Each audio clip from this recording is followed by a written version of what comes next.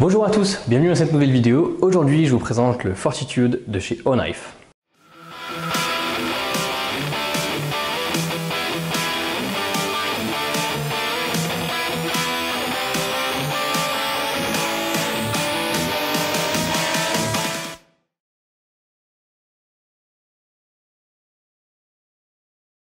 Dans la vidéo d'aujourd'hui, je vais vous présenter le couteau Fortitude de chez O-Knife. C'est un couteau industriel, donc c'est une vidéo très différente de ce que je fais d'habitude et je vous expliquerai un petit peu plus tard dans la vidéo pourquoi j'ai décidé de faire cette vidéo justement. Je vais d'abord vous présenter le couteau, ensuite on parlera des points positifs et des points négatifs, on fera un rapide petit test de performance et enfin je reviendrai en fin de vidéo sur le prix ainsi que les raisons qui m'ont poussé à faire cette vidéo. Olight, c'est une société d'équipement EDC et de self-défense qui est assez présente sur les réseaux et qui est notamment connue pour ses lampes, ses multitools ainsi que ses couteaux. Si vous faites une petite recherche, globalement c'est une société qui est assez bien appréciée et qui a des bons produits et que ce soit pour les EDC, les lampes ou les couteaux, il y a un vrai gage de qualité dans cette marque là et on va le voir aujourd'hui. Donc aujourd'hui on va parler du Fortitude, comme je l'ai dit il vient de chez O-Knife, donc c'est la branche de coutellerie de la marque Olight. O-Knife propose déjà pas mal de couteaux pliants et aujourd'hui c'est leur couteau Fortitude qu'ils m'ont demandé de présenter. Il me semble que c'est leur premier couteau à lame fixe, donc pour eux c'est aussi une première. Juste avant de se lancer dans la présentation en détail, je tiens à vous informer que vous aurez des liens affiliés dans la description si jamais vous voulez vous procurer le produit. Et vous avez aussi la possibilité de gagner 10% sur ce couteau grâce au code promo LAMPRO10. Ce code là il est disponible sur l'intégralité du site, sauf pour les produits qui sont déjà en promotion et pour l'article X9R il me semble.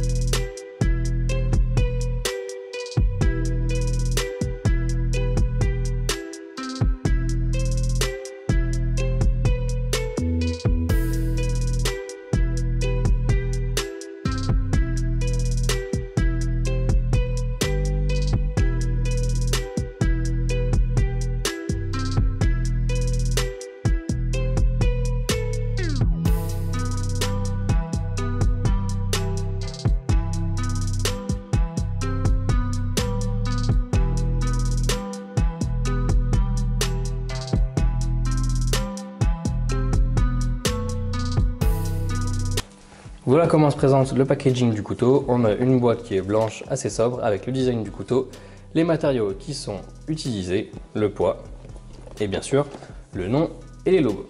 À l'intérieur de la boîte, on a l'étui Kydex dont je parlerai un petit peu plus tard dans la vidéo. Un petit patch avec le nom du couteau, un ours et un côté velcro qu'on va pouvoir accrocher sur un sac à dos par exemple. Et enfin bien sûr le couteau. Le couteau Fortitude est donc un couteau fixe de 23 cm de long dont 11 cm de lame avec une épaisseur d'acier de 4 mm qui s'affine progressivement vers la pointe. Il pèse au total 220 grammes environ sans l'étui et une fois qu'on a l'étui avec, on est à environ 310 grammes. La lame est en D2, donc c'est un acier carbone qui est assez tenace et qui est réputé pour sa résistance à l'usure, sa tenue de tranchant et sa robustesse. Donc autant vous dire que dans le milieu bushcraft, c'est quelque chose d'assez courant et des caractéristiques qu'on va vraiment vouloir retrouver. Cet acier carbone possède un taux de chrome de 11,5%, ce qui lui donne une bonne résistance à l'oxydation, même si on n'est pas encore dans la gamme des aciers inoxydables. C'est un acier qui peut atteindre des duretés supérieures à 60 HRC, mais j'ai pas vraiment trouvé d'informations là sur ce couteau. Ici, la lame possède un revêtement en peinture kaki, c'est probablement de la céracote, et là-dessus, on va retrouver le nom du couteau. On retrouve également le numéro de série, ainsi que le logo de O-Knife, et enfin, l'acier qui a été utilisé. Le manche est en G10 noir et kaki, donc c'est un matériau synthétique qui est fait en fibre de verre compressée avec de la résine. C'est un matériau qui est incroyablement solide et résistant et c'est très stable dans le temps. Tous les couteliers qui en ont déjà travaillé ou qui en travaillent régulièrement vont pouvoir vous confirmer ce que je dis. Avec les plaquettes, le manche fait 1,5 cm d'épaisseur. C'est suffisamment épais pour donner une bonne prise en main et c'est pas non plus trop gros si jamais on a des petites mains comme moi. La lame aborde une émouture plate de 2 cm de haut avec un contre-tranchant pour affiner la pointe. Et en parlant du tranchant, la lame est vraiment bien affûtée dès lors qu'elle sort de la boîte. C'est impeccable, la preuve en image. On retrouve également un passe-doigt qui est assez prononcé, ce qui nous permet d'éviter de glisser si jamais on tape la pointe. Ça donne une bonne prise en main et on a également des crans pour le pouce qui vont se continuer dans le manche. Et de cette manière, ça va s'adapter à toutes les prises. Ceux qui veulent tenir très haut vont quand même avoir des crans et ceux qui tiennent plus bas ont là aussi des crans. Le dos de la lame est laissé assez droit entre ces deux sections-là pour pouvoir gratter un Firesteel. À l'extrémité du manche, on trouve un passe-dragon qui est découpé à l'intérieur des plaquettes également. Et les plaquettes en G10 sont rainurées. Ça va permettre de donner un petit effet esthétique, en plus de ça donner assez d'accroche pour éviter que ça glisse parce que le G10 ça reste un matériau qui est quand même assez lisse. Les plaquettes sont vissées, ce qui permet de faciliter l'entretien. Si jamais on veut retirer les plaquettes pour une raison ou pour une autre, c'est possible. Comme je l'ai dit, le couteau est fourni avec un petit patch Fortitude qui a un dos en velcro. Et il est également fourni avec un étui en Kydex noir qui possède une excellente rétention. Ça tient parfaitement, ni trop ni trop peu.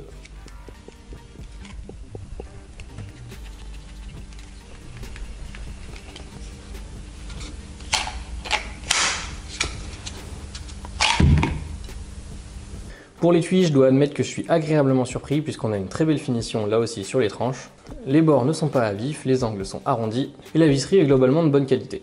Le système d'attache Tech-Lock est assez connu dans le monde du Kydex, ça permet de mettre la ceinture assez facilement et on a également deux barres en plastique qui vont permettre de régler la distance nécessaire pour pouvoir mettre la ceinture.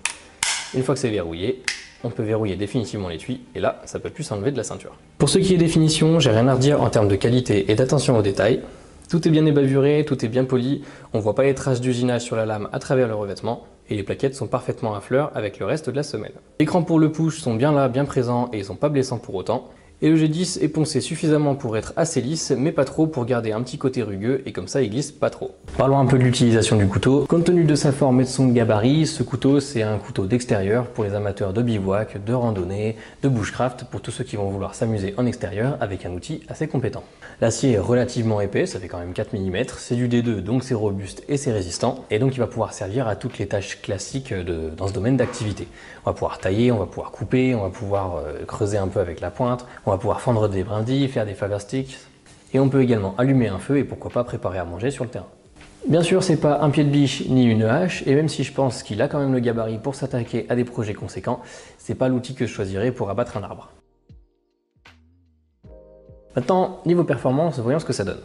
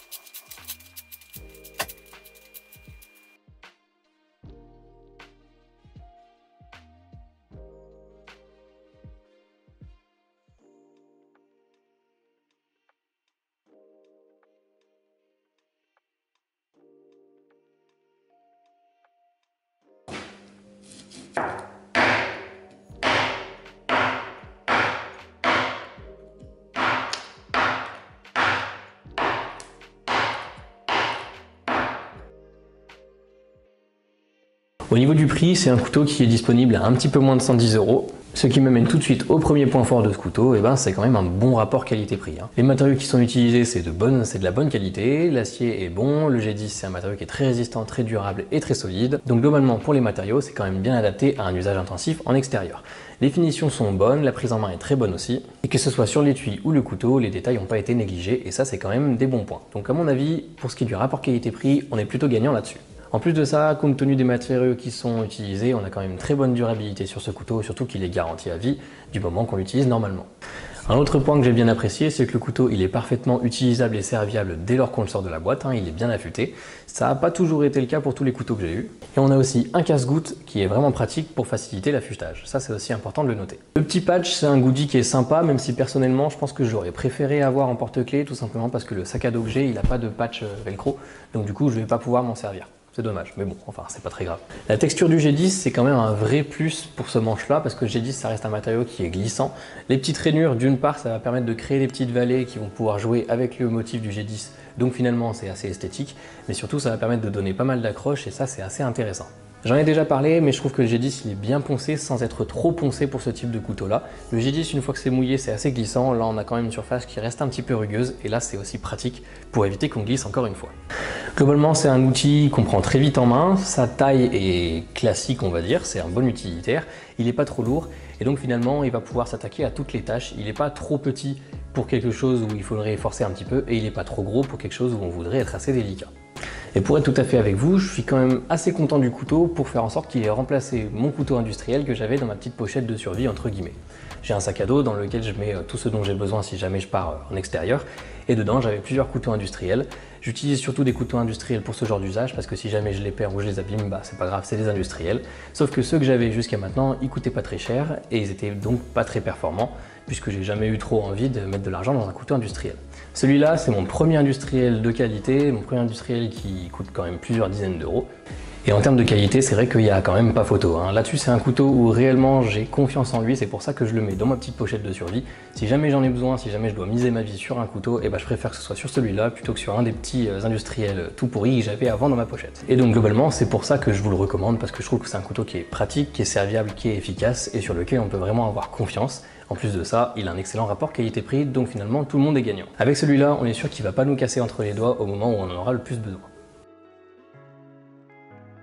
Passons maintenant au point faible de ce couteau, parce que évidemment le monde n'est pas parfait. Pour les couteaux bushcraft, globalement, j'évite en général les formes en clip point comme ça, et surtout les contre-tranchants, tout simplement parce que je trouve que ça affine la pointe pour quelque chose qui n'est pas vraiment nécessaire. Alors évidemment, un couteau c'est pas un pied de biche, on n'est pas censé s'en servir pour faire levier avec la pointe, mais il y a des situations où on n'a pas d'autre outil plus adapté, donc on n'a pas d'autre choix que d'utiliser un couteau. Et c'est pour ça que surtout pour les bushcraft ou des couteaux qui pourront être probablement plus souvent amenés à faire ce genre de tâches, j'évite d'affiner la pointe comme ça sur mes couteaux à moi. Mais si c'est moi qui avais designé ce couteau, à mon avis, j'aurais fait soit une pointe droite, soit même carrément un drop point et j'aurais pas mis le contre-tranchant. Je reviens encore une fois sur le G10 qui est un matériau qui est assez glissant, mais je trouve que Olight pour le coup a quand même bien géré le projet en faisant en sorte qu'il soit pas poli trop lisse et qu'il y ait quelques rainures, même si je pense qu'on pourrait encore accentuer le côté grip avec les rainures. On a heureusement le passe dragon qui finalement va nous permettre d'éviter que le couteau glisse une fois qu'on aura mis la dragon. Si on voulait vraiment se débarrasser du côté glissant du G10 mais garder le côté solide du G10, on aurait pu utiliser du matériau qui s'appelle du Surtouch, qui est un matériau lamelé avec du G10 et du caoutchouc. Ça permet d'avoir la résistance du G10 tout en ayant le côté antidérapant du caoutchouc. Ça aurait été une très bonne alternative pour le manche pour ce type de couteau. Le problème c'est qu'à mon avis ça se travaille pas de la même manière d'un point de vue usine et c'est pas non plus le même prix. Donc bon, il faut que ce soit satisfaisant pour tout le monde quoi. Pour les autres points faibles, je vous dirais que c'est purement personnel puisque c'est une question de goût pour ma part. Je suis pas un grand fan du revêtement kaki, surtout que là on utilise du D2, donc même si c'est pas un inox, ça reste un acier qui résiste relativement bien à l'oxydation du moment qu'on s'en sert correctement, qu'on s'en l'entretient correctement. Après évidemment tous les gens n'ont pas la patience d'entretenir un couteau en acier carbone, donc je pense que c'est pour ça qu'ils ont voulu se mettre à l'abri et protéger un maximum d'acier avec le revêtement en peinture ou en céracoutre. Je sais pas vraiment ce que c'est. Mais bon, quitte à avoir un couteau en couleur kaki, ça aurait peut-être été plus intéressant d'avoir du coup l'étui qui soit lui aussi en kaki ou en motif camouflage comme on peut avoir sur le manche, ça aurait été plus uniforme. Ou alors si on veut un étui noir, on peut à ce moment-là faire une lame noire. Parce que le problème si on a un couteau kaki et un étui kaki et un manche kaki, et finalement on est tout en kaki, donc tout camouflage, et si jamais on fait tomber le couteau je ne sais où dans la nature, ça va être un petit peu compliqué de le retrouver. Donc c'est bien, hein, ça a un look tactique et très discret si jamais on est en milieu naturel, mais ça a aussi des désavantages de vouloir être le plus discret possible et de se fondre dans la nature. Et comme moi je pense surtout au fait que ça doit être utile et facilement utilisable et trouvable, je préférerais un couteau qui se voit un petit peu mieux. Donc si c'était que de moi et qu'il fallait vraiment mettre un revêtement, j'aurais peut-être choisi un revêtement qui soit noir sur la lame, avec des plaquettes en G10 noir et orange ou noir et rouge, quelque chose qui soit assez flashy mais qui s'allie quand même bien avec le noir. Et pourquoi pas un étui en Kydex, là aussi noir et orange ou noir et rouge. Le problème c'est que c'est là aussi des considérations de coût de matériaux que je pense que Olight n'a pas décidé de choisir. Voilà, donc tout ça c'est des considérations qui sont purement personnelles, des considérations esthétiques, mais que personnellement j'aurais aimé avoir sur ce couteau-là. On va parler une petite seconde du prix du couteau. Donc sans promotion, sans quoi que ce soit, le couteau il est à 107,95 € pour un couteau de ce gabarit-là, avec ces matériaux-là, cette finition. Globalement, c'est un très bon rapport qualité-prix. Si vous voulez la même chose faite par un artisan, à mon avis, vous pouvez multiplier le prix par 2 sans aucun problème. Vous avez la possibilité de profiter de la promotion qui sera présente au moment où je sors cette vidéo. Ça vous donnera 25% sur ce couteau-là. Et vous avez également la possibilité d'avoir le code LAMPRO10 qui vous permet d'avoir 10% sur tous les produits du site qui ne sont pas déjà en promotion. Et ça ne s'applique pas non plus sur une de leurs lampes, la X9R il me semble. Donc au final, avec la promotion, vous en avez pour un petit peu moins de 81 €, ce qui est un excellent rapport qualité-prix pour ce couteau-là. C'est vraiment une aubaine et si vraiment vous cherchez un couteau industriel, pas forcément de l'artisanal, et qui soit plutôt utile et vraiment compétent, moi je vous dirais de quand même tester l'expérience. Dans ce prix-là, vous avez la livraison gratuite, le retour et le remboursement gratuit dans les 30 jours, ainsi qu'une garantie à vie sur ce couteau pour un usage normal. Donc autant vous dire que globalement, c'est quand même une super offre et c'est un investissement à plus ou moins long terme, quoi. Maintenant, vous pouvez peut-être trouver ça un petit peu bizarre parce que, étant donné que moi je suis coutelier, donc pas coutelier artisanal parce que j'ai pas ce titre-là, mais que je fabrique mes couteaux à la main, Olight ce serait en quelque sorte mes concurrents parce que ce sont des industriels. Mais j'ai décidé de voir les choses de façon un petit peu différente. Évidemment, si vous cherchez un couteau, moi je vous conseillerais plutôt d'aller vers un artisan parce que ça aidera quelqu'un en particulier qui aura mis énormément d'efforts et tout son cœur dans la fabrication d'un produit, mais il faut aussi voir la réalité en face. Parce que même si on veut soutenir le travail à petite échelle de quelqu'un, ça veut aussi dire que si c'est fait à petite échelle, eh ben, le prix ne sera pas du tout le même. Et c'est ça évidemment la force de l'industrie, hein, c'est que le fait qu'ils puissent produire en grande quantité et à la chaîne, et ben finalement c'est ça qui permet de réduire le prix considérablement. Et pour un couteau qui sera avec le même mécanisme et avec les mêmes matériaux et la même qualité que celui que je vous ai présenté, et ben le prix sera beaucoup plus élevé. Et donc même si le prix le vaudra, hein, même si ce couteau vaudra ce prix-là parce qu'il aurait été fait à la main et par une personne en particulier et pour tant d'autres raisons qui sont propres à l'artisanat, et ben ça revient quand même assez cher et finalement c'est quelque chose que tout le monde ne peut pas s'offrir.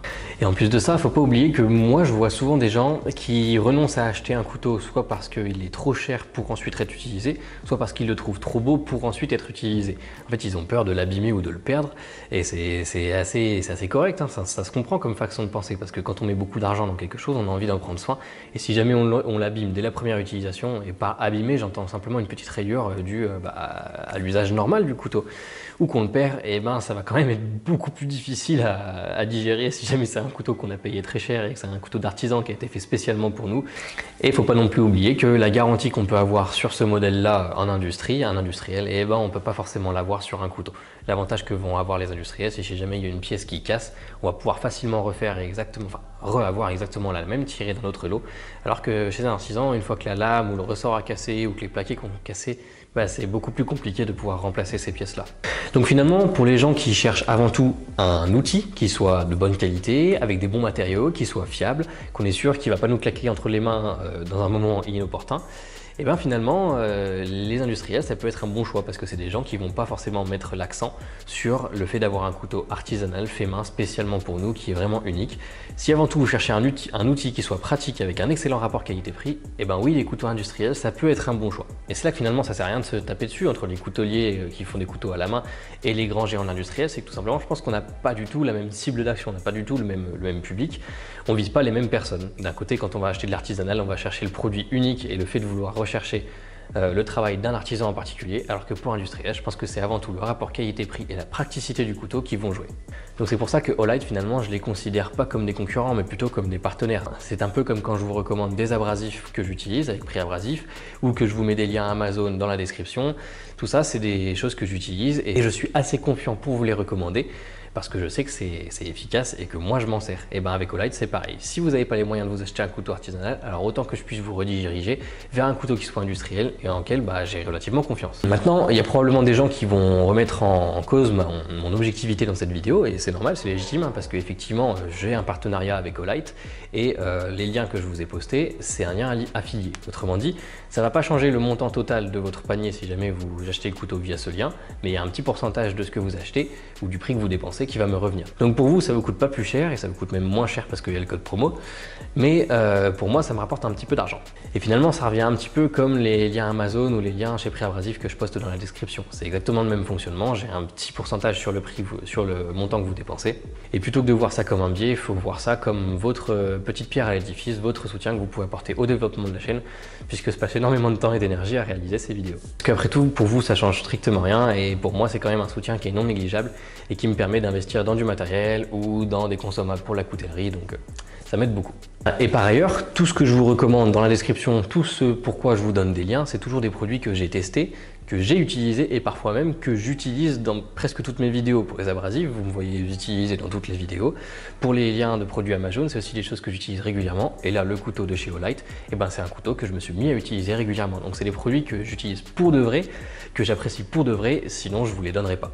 Et j'ai suffisamment confiance en ces produits-là justement pour pouvoir les recommander. Donc voilà, j'ai essayé de vous donner un avis qui est aussi objectif que possible, malgré le fait qu'effectivement il y a un biais, du moins de votre point de vue.